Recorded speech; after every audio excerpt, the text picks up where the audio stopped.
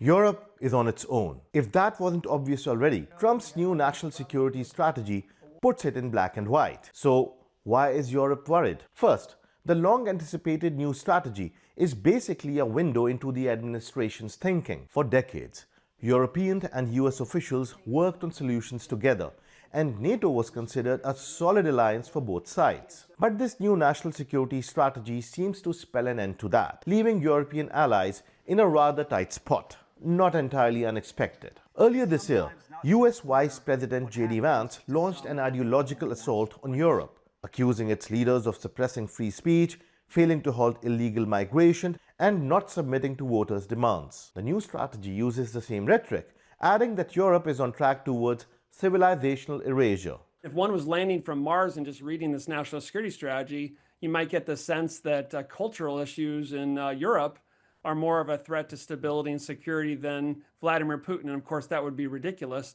because we know that he's waging a unprovoked war of brutal conquest. So maybe no surprise that Russia said it's largely consistent with Moscow's vision. It does situate Europe as one of the major impediments to sort of the US realizing its vision in the world.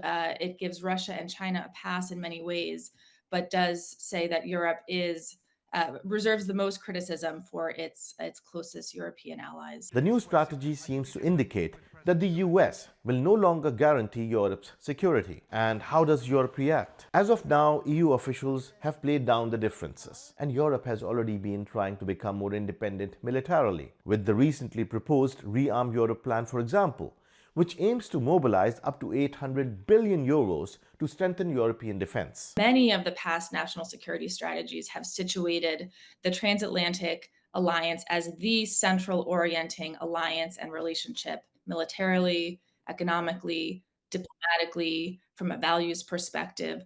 There is a very clear break here that is no longer the case.